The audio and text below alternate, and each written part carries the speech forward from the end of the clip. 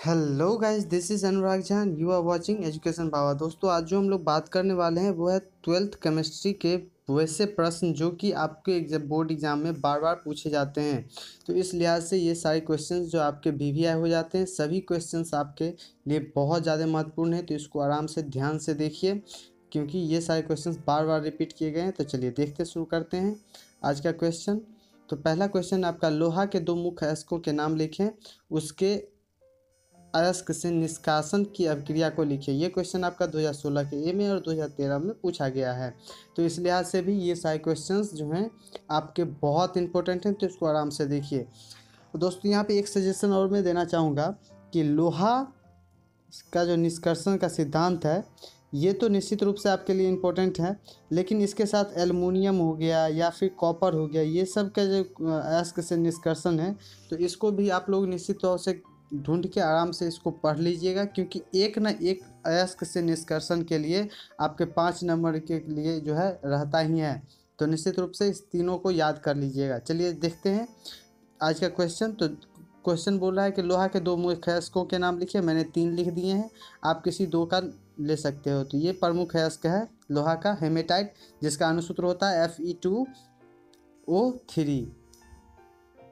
उसके बाद है आपका लियोनाइट। लियोनाइट का हो जाता है Fe2O3। और उसके बाद है मैग्नेटाइट। मैग्नेटाइट क्या हो जाएगा, Fe3O4, है ना। चलिए, तो ये आपका हो गया मुख्य अयस्क। उसके बाद चलिए अब निष्कर्षण की विधि देख लेते हैं। तो निष्कर्षण की विधि यहाँ पे जो है आपका सर देखिए, इसमें जो है ना 3-4 प्रोसेस हमको करने होते हैं, क्योंकि देखिए पीडीएफ आपको मिलेगा, वो आप जाके पढ़ोगे, ठीक है। लेकिन यहाँ पे जो है हम लोग देखेंगे, एक आइडिया आपके पास होना चाहिए कि किस तरह से निष्कर्षण होता है। तो अगर ये चीज़ें आपके दिमाग में बैठ जाएंगी तो निश्चित रूप से आप आराम से अपने जो बोर्ड एग्जाम में लिख लोगे क्वेश्चंस। तो देखिए यहाँ पे 3-4 मेथड अपनाया जाता है लोहा निकालने के लिए उसके अयस्क से। तो क्या क्या, तो पहला जो स्टेप आता है वो है घनत्वीय पृथक्करण विधि, ठीक है। इस विधि द्वारा जो है हम लोग अयस्क को हल्के पदार्थ तथा मिट्टी तथा घुलनशील पदार्थों को अलग कर लेते हैं, है ना। तो यहाँ पे देखिए अब किस तरह से अलग करते हैं, है ना। तो यहाँ पे देखिए पहला जो है आपका, यहाँ पे इस तरह से एक बना हुआ रहता है, इस तरह का मशीन लगा रहता है। और यहाँ पे देखो अब क्या करेंगे कि यहाँ पे अयस्क है और यहाँ से पानी डालेंगे, है ना। तो इसमें से जो मिट्टी वगैरह है वो तो यहाँ से होके निकल जाएगी, लेकिन यहाँ पे क्या बच जाएगा, जो भारी धातु है वो यहाँ पे बचा रह जाएगा। तो यहाँ पे ये काम किया जाता है घनत्वीय पृथक विधि में। उसके बाद चलिए यहाँ पे देखिए लिखा हुआ भी अयस्क बच जाते हैं, और बचे हुए अयस्क को हेमेटाइट, ये जो अयस्क है वो हेमेटाइट होता है, मिट्टी इत्यादि घुलकर निकल जाते हैं। उसका दूसरा जो स्टेप अपना आता है वो है निस्तापन, ठीक है। निस्तापन विधि देखिए मेनली तब यूज़ किया जाता है जब हेमेटाइट को छोड़कर दूसरा कोई अयस्क होता है, तब इसका इस्तेमाल किया जाता है। लेकिन हेमेटाइट जो है, क्योंकि देखिए निस्तापन विधि में क्या होता है कि कार्बोनेट जो होता है ना, कार्बोनेट उसको हटा देता है, ठीक है। कार्बोनेट को किस चीज़ में बदल देता है, ऑक्साइड में, ऑक्साइड में, है ना, ऑक्साइड में बदल देता है। तो यहाँ पे निस्तापन विधि में ऑक्साइड तो पहले से ही हेमेटाइट है, क्योंकि इसका देखिए अनुसूत्र क्या है, Fe2O3। तो अब ऑक्साइड तो है ही, तो यहाँ पे कुछ और काम करता है। तो क्या काम करता है, तो उसमें जो जल वगैरह बच जाता है ना, उसको जो है उड़ जाता है। क्योंकि निस्तापन विधि में देखिए, इस विधि में जो है ऑक्साइड को बदलने की, ऑक्साइड कार्बोनेट से ऑक्साइड में बदलने के लिए किया जाता है। हालांकि हेमेटाइड पहले से ही ऑक्साइड के रूप में उपस्थित होता है। तो यहाँ पे जो है कुछ अलग प्रकार के परिवर्तन होते हैं, जैसे वाष्पशील पदार्थ उड़ जाते हैं, है ना। उसके बाद देखिए अगला जो स्टेप होता है वो वर्जन विधि होता है। तो वर्जन विधि में क्या होता है कि बचे हुए अब जो ऑक्साइड मेरे पास बच गया ना, उसको क्या करते हैं, उसमें चूना पत्थर मिला देते हैं, है ना। चूना पत्थर यानी कि CaCO3 मिला देते हैं, और उसमें कोक भी मिला देते हैं। अब कोक मिलाने के बाद क्या करते हैं कि धातु का अपचयन, अपचयन मतलब क्या, ऑक्सीजन का वियोग। यहाँ पे ऑक्सीजन हट रहा है तो इसलिए इसको क्या है, अपचयन बोला जाता है। तो यहाँ पे धातु का अपचयन हो जाता है, और उसके बाद क्या होता है, धातु मल अलग निकल जाते हैं और ढलवा लोहा हमें प्राप्त हो जाता है, ठीक है। तो यहाँ पे क्या होता है, ढलवा लोहा हमें प्राप्त हो जाता है। बाद में उसको पिटवा लोहा भी बनाया जाता है, और इसमें जो कार्बन की प्रतिशतता होती है वो 3 से 5% तक होती है। इस प्रकार जो हम लोग लोहा का जो है निष्कर्षण करते हैं। तो ये आपका पहला क्वेश्चन हो गया। नेक्स्ट क्वेश्चन हम लोग देखते हैं।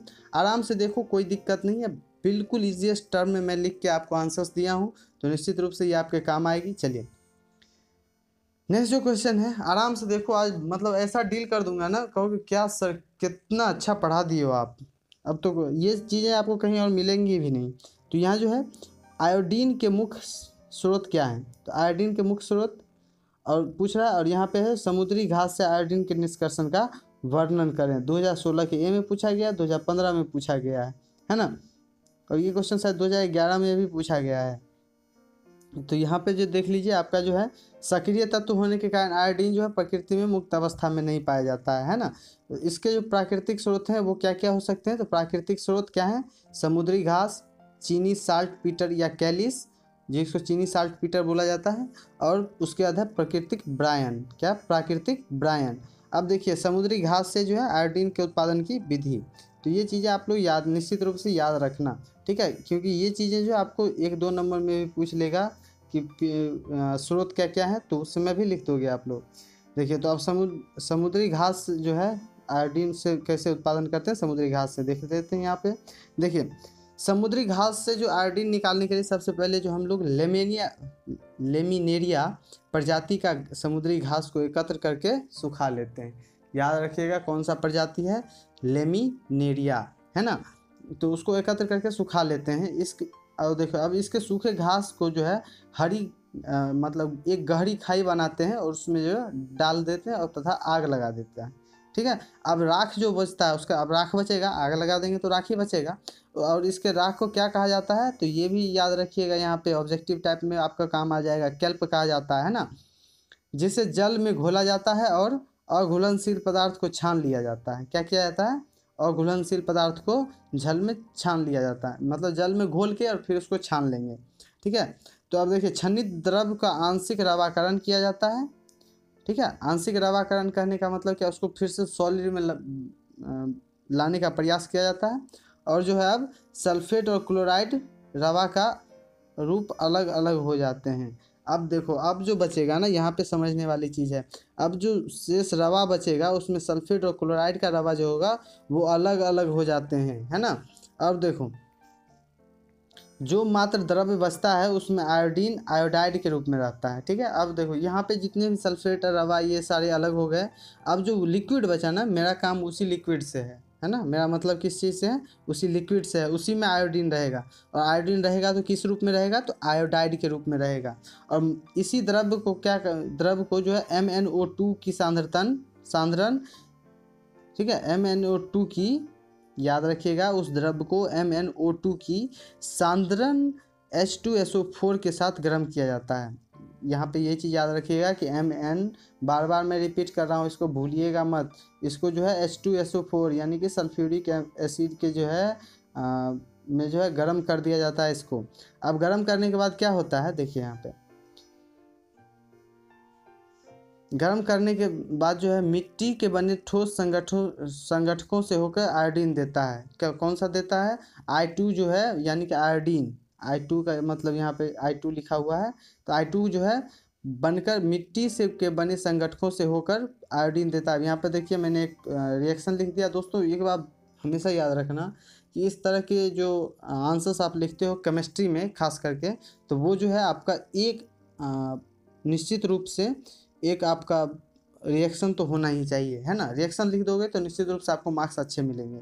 तो यहाँ पे NaCl हो जाएगा, NaCl, और प्लस MnO2 और 3H2SO4, और यहाँ पे क्या हो जाएगा 2NaHO4 plus Mn4OSO4 plus 2H2O plus iodine दे दिया। बस इसी से काम है अपना, आयोडीन मिल गया, बात ख़त्म हो गया।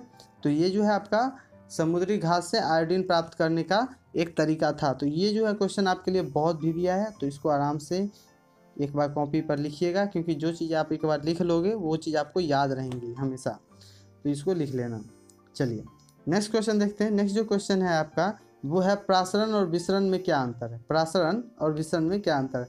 वार्कले और हार्टले विधि द्वारा प्रासरण दाब ज्ञात करने की विधि का उल्लेख कीजिए। 2016 के ए में और 2014 में पूछा गया ये प्रश्न है। तो देखिए यहाँ पे पहला जो क्वेश्चन है, आप इसका आंसर देख लेते हैं आपका। तो प्रासरण यदि किसी घोल के घोलक के अर्ध पारगम्य झिल्ली द्वारा अलग किया जाए तो घोल के अणु तनु घोल से सांद्र घोल में तब तक प्रवाहित होंगे जब तक कि दोनों का साम्य स्थापित ना हो जाए। इस प्रकार की प्रक्रिया का प्रासरण, इस प्रकार की प्रक्रिया को क्या कहा जाता है? प्रासरण कहा जाता है।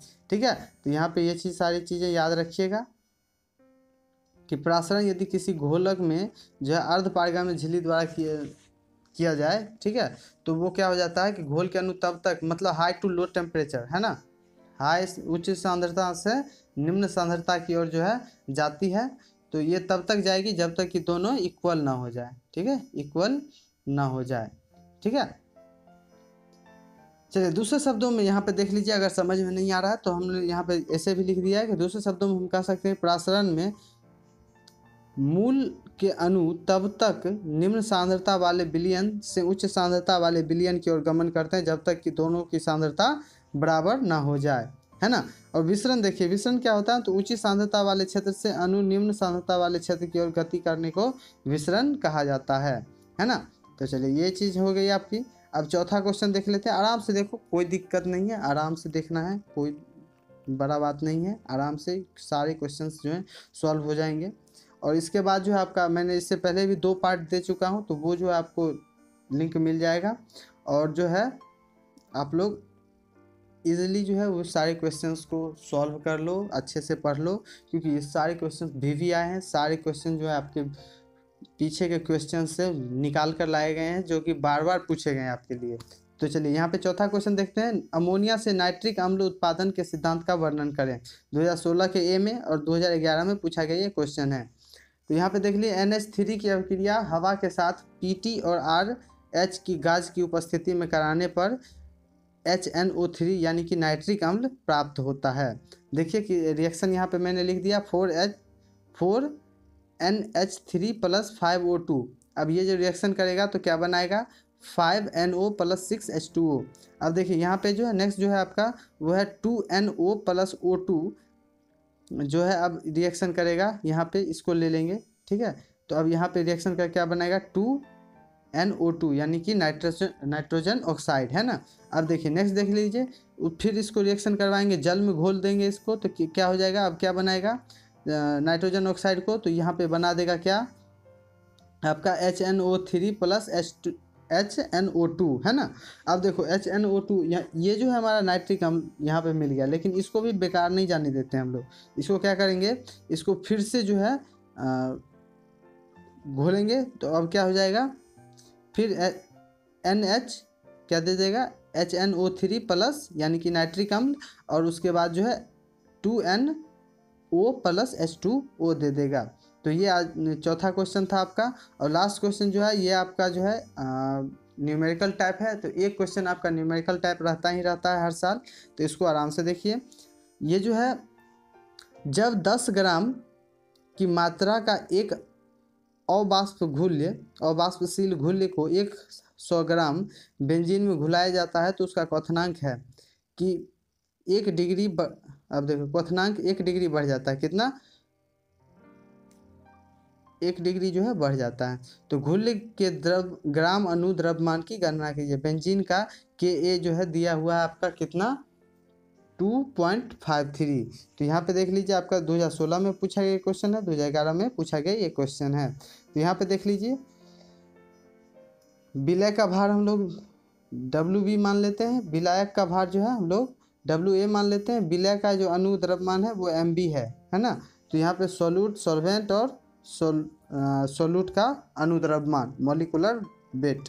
तो यहाँ पे देख लीजिए, आपका Ka दिया हुआ है 2.53 किलोग्राम इन्वर्स। अब देखिए यहाँ पे Ta दिया हुआ है 1 हो जाएगा Ta, है ना। उसके बाद देखिए आप फार्मूला क्या होता है? तो डेल्टा Ta = Ka × M, ये जो है फार्मूला याद रखिएगा यहाँ पे।